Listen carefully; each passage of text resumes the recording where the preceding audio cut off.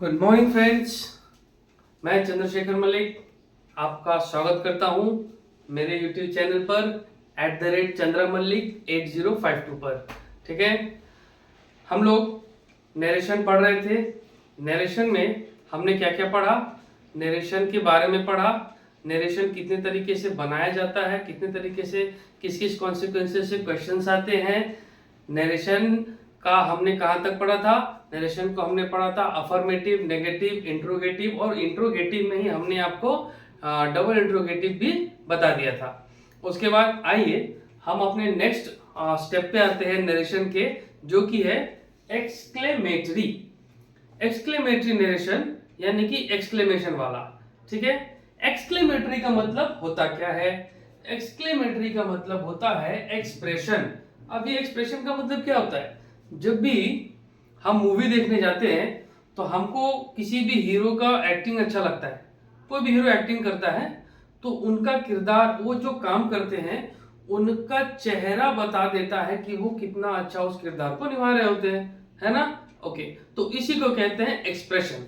लेकिन ये एक्सप्रेशन, वो एक्सप्रेशन और ये एक्सप्रेशन, दोनों में फर्क क्या है? उसमें डायलॉग बोलकर हम किसी भी बात को समझाते हैं और उसी रूपांतरण में खुद को ढाल लेते हैं। और यहां पर क्या है? यहां पर हमको इंटरजेक्शनिक वर्ड्स मिलते हैं, है ना? इंटरजेक्शन समझ में आया? इंटरजेक्शन वाला हमको वर्ड मिलता है। और कई बार हमारे लाइफ में ऐसा होता है कि हम खुश होते हैं, दुखी होते हैं, गुस्सा होते हैं, खुश होते हैं, तो करते क्या है, कुछ बोल नहीं पाते, लेकिन कुछ बोलने के जगह पर क्या कहते हैं, वाव। हम आई एम सो हैप्पी की जगह पर क्या बोलते हैं, वाव। इस वाव का मतलब कुछ तो होगा। हम क्या कहते हैं कि तुम बहुत हिम्मत वाले हो, लेकिन उसके बदले हम क्या कहते हैं, शॉर्ट में कह देते हैं you are so sorry, bravo, है ना? So what is the meaning of these all interjectionic words? ये सारे इंटरजेक्शनिक वर्ड्स को जब हम एक मीनिंग देते हैं ना, उसी को कहते हैं एक्सक्लेमेटरी। ओके, अब मैं आपको बताता हूं कि एक्सक्लेमेटरी नरेशन होता क्या है। जैसे कि हम नरेशन पढ़ते हैं तो मैंने आपको बताया था कि हमको डायरेक्ट नरेशन में कुछ दिया रहता है और इनडायरेक्ट नरेशन में उसको हमको बदलाव करना पड़ता है ना? ठीक उसी तरह से हमको क्या करना पड़ता है कि हमको इस तरह से, ये सारे के सारे आप ऊपर देख रहे हो ना, oh, alas, bravo, wow, what, ah, hurray, ये सारे के सारे जो इंटरजेक्शनिक वर्ड्स होते हैं ना, ये हमारे डायरेक्ट नरेशन के रिपोर्टेड स्पीच में दिया रहता है। हम लोगों को क्या करना पड़ता है कि हम लोगों को इसी वाले इंटरजेक्शनिक वर्ड जो डायरेक्ट नरेशन के रिपोर्टेड स्पीच में दिया रहता है, उसको चेंज करना पड़ता है जब हम उस डायरेक्ट नरेशन का इनडायरेक्ट नरेशन बना रहे होते हैं। तो जब हम इनडायरेक्ट नरेशन बनाते हैं ना, उस वक्त क्या करते हैं कि ये ओ, अल्लास, ब्रावो नहीं लिखते। उसके बदले में हम क्या करते हैं, इस तरह का कुछ सेंटेंसेस को लिख देते हैं। ये देखिए, इस तरह का इसका मीनिंग है। जैसे कि हम अगर हुर्रे बोलते हैं, हुर्रे, तो हुर्रे का मतलब क्या है, एक्सक्लेम्ड विथ जॉय। आह बोलते हैं तो हम फिर क्या कहते हैं, एक्सक्लेम्ड विथ जॉय। ओ लिखा हो, ओ एच ओ, तो हम क्या कहते हैं, एक्सक्लेम्ड विथ जॉय। यदि हमारे डायरेक्ट नरेशन के रिपोर्टेड स्पीच में एलास लिखा हो तो हमको समझ, एक्सक्लेमेशन मार्क से ही हम समझ जाते हैं कि ये एक एक्सक्लेमेटरी सेंटेंस है। और उस पर भी और कितना आसानी लगता है समझने में कि जब हमको उस सेंटेंस में इंटरजेक्शनिक यानी कि एक्सप्रेशन वाला कुछ वर्ड मिल जाता है। एलास होगा तो उसका मतलब क्या होता है, एक्सक्लेम्ड विथ सॉरो। अगर व्हाट या वाव दिया है तो उसको हम क्या लिखते हैं, एक्सक्लेम्ड विथ सरप्राइज। अगर वंडर दिया रहता है तो हम लिख देते हैं एक्सक्लेम्ड विथ वंडर। हालांकि ये दोनों एक ही होता है, लेकिन मैंने उसको क्या क्या सेपरेट कर दिया। वेल डन या फिर ब्रावो अगर हो तो उसको किससे बदलते हैं, एक्सक्लेम्ड विथ अप्लॉज से। समझ में आया? तो ये है हमारा एक्सक्लेमेटरी नरेशन का कुछ इंपॉर्टेंट पार्ट्स। आप अगर चाहे तो इसका स्क्रीनशॉट भी ले सकते हैं।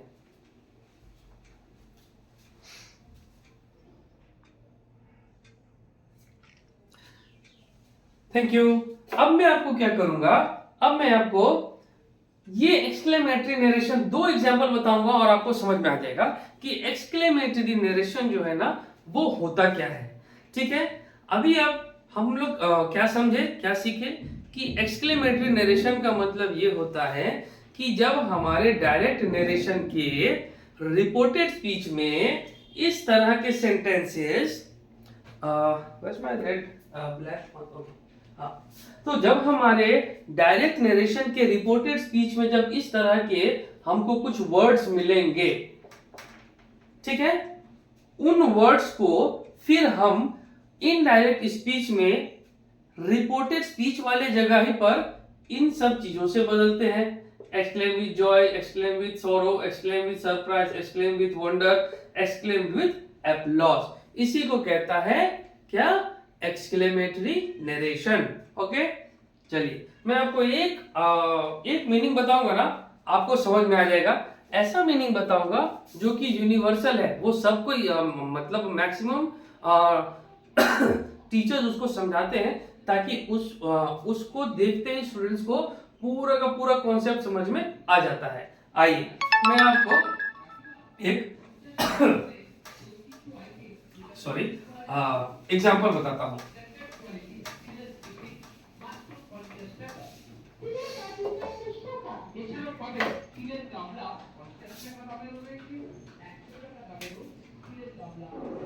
They exclaimed, sorry, my mistake. They said, hooray. Okay, now this आपको समझ रहा है ना? They said, hooray, we won the match. Okay, ये रहा हमारा एक्सक्लेमेटरी नरेशन। कैसे पता चला वो भी बता देते हैं। जब भी हमारे गिवन सेंटेंस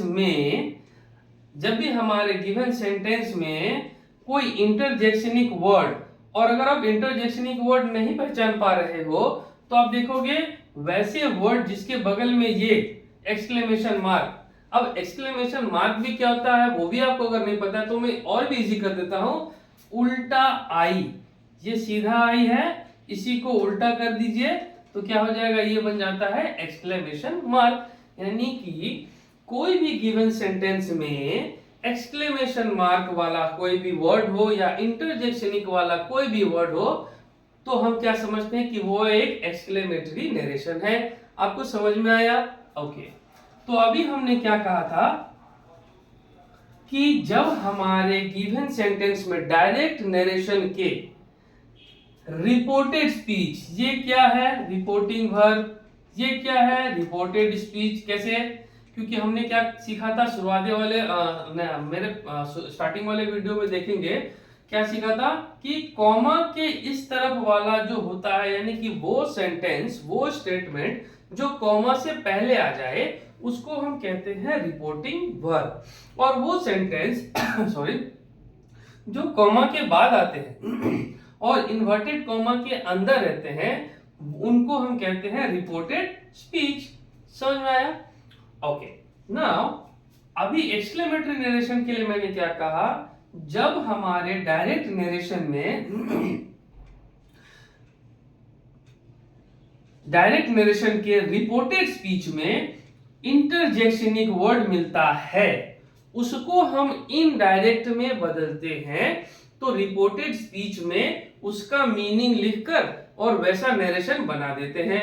सिंपल में समझ में आया? ओके, इसको अब हम अगर बनाते हैं तो क्या हो जाएगा, दे। ठीक है, ओके, अब हमको क्या करना है, अब हमको इसका मीनिंग लिखना है। ओके, दे। अब हुर्रे का हमने क्या लिखा था, हुर्रे का क्या लिखा था, exclaimed with Joy. Very good, exclaimed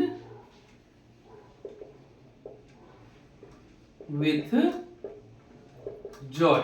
okay, समझ में आया?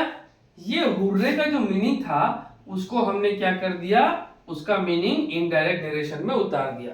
सिंपल है। Okay, they exclaimed with Joy. अब कॉमा हट के क्या बनता है, दैट। ओके, अब वी किसके लिए आया है? वी आया है दे के लिए। ओके, तो they had won the match. अब देखो यहां देखने वाली बात है, आपको सोच रहे होंगे आप कि आप यहां पर सर हैड कहां से आ गया। देखो ये जो डायरेक्ट नरेशन का रिपोर्टेड स्पीच है ना, ये एक परफेक्ट टेंस का है। कैसे पता चला? क्योंकि यहां पर वर्ब की थर्ड फॉर्म लगी है ना, है ना। ओके, तो जब भी प्रेजेंट परफेक्ट टेंस हो, पास्ट परफेक्ट टेंस में होता है तो वो परफेक्ट में ही होता है ना। तो हमने क्या सीखा था कि इसीलिए हम क्या किए, यहां पर हैड लगा दिए। प्रेजेंट परफेक्ट टेंस को पास्ट परफेक्ट टेंस में बदल दिए तो क्या लगा? हैड लगा। ठीक है, इसीलिए हमने यहां पर इसको हैड को जोड़ दिया। और दे किसके लिए आया? दे आया। वी किसके लिए आया था? दे के लिए आया था, इसलिए हमने यहां पर दे बना दिया। समझ में आया? ये बहुत ही आसान होता है ताकि स्टूडेंट्स इसको समझ सके। आपको मैं फिर से एक बार इसको क्लियर कर देता हूं। जब हमारे डायरेक्ट नरेशन के रिपोर्टेड स्पीच में इंटरजेक्शन वाला कोई वर्ड होता है, ठीक है, उसको हमको फिर इनडायरेक्ट स्पीच में रिपोर्टेड स्पीच में ही बदलना पड़ता है उसके मीनिंग के साथ। तो हमारा डायरेक्ट नरेशन क्या है? They said hurray we won the match. ठीक है, अब यहां पर हैव लगा लो आपके सहूलियत के हिसाब से। We have won the match. तो अब यहां पर क्या हो रहा है? प्रेजेंट परफेक्ट टेंस पता चल गया। ओके, अब हमको इसको बदलना है ना डायरेक्ट नरेशन में, तो दे सेड नहीं आएगा। क्यों? क्योंकि ये इसके साथ इसका इंटर रिलेशन रहता है। अब देखो हुर्रे यहां पे आ गया ना, तो हमको हुर्रे का मीनिंग लिखना पड़ेगा। दे एक्सक्लेम्ड विथ जॉय, कॉमा हट के दैट। वी आया है दे के लिए, तो हमने यहां पर दे लिख दिया। ओके, दे हैड हैव है, तो इसको हमने पास्ट में बदल दिया, हैड लगा दिया, ऑन द मैच। सिंपल है, समझ में आया? ओके, आप लोगों को यस यस ओके, जैसे कि मान लीजिए मैं वाव का बनाता हूं, ठीक है।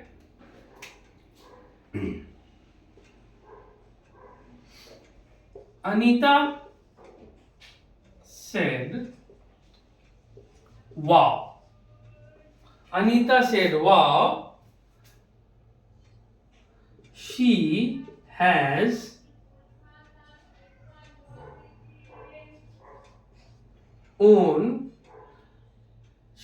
buy a nice dress. समझ में आया? यहां पर she has bought a new dress, nice dress। ठीक है, अब यहां पर अनीता देख के बोली कि अरे वाह, वो तो बहुत अच्छा ड्रेस खरीद लिया है। अब हमको क्या करना पड़ता है? इसको तो देख के समझ में आएगा कि एक इंटरजेक्शनिक वर्ड इसमें आया है और ये क्या है? एक्सक्लेमेटरी नरेशन है। अब क्या करना है? इसका हमको मीनिंग लिख देना है। कैसे लिखना है वो देखिए। अनीता, वाव का मतलब क्या होता है? एक्सक्लेम्ड विथ सरप्राइज, ये होता है ना। वाव का मतलब क्या होता है? Exclaimed with surprise. तो हम क्या लिखेंगे? Exclaimed with, Anita exclaimed with surprise. ठीक है, कॉमा हट के क्या लगा? दैट। ठीक है, ओके। तो अनीता यहाँ पर लड़की है, उसी के लिए अनीता ने किसी के लिए कहा, तो शी हमेशा शी रहता है। ओके, फर्स्ट क्या कहते हैं सब्जेक्ट में। तो अब क्या करना है हमको? हैज को बदल देना है, किससे? हैड से।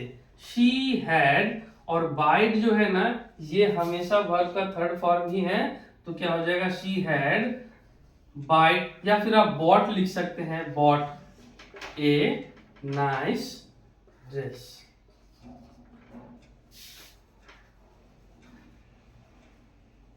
She has bot a nice dress. समझ में आया? तो ये रहा हमारा एक्सक्लेमेटरी नरेशन और उसका कुछ एग्जाम्पल। ठीक है।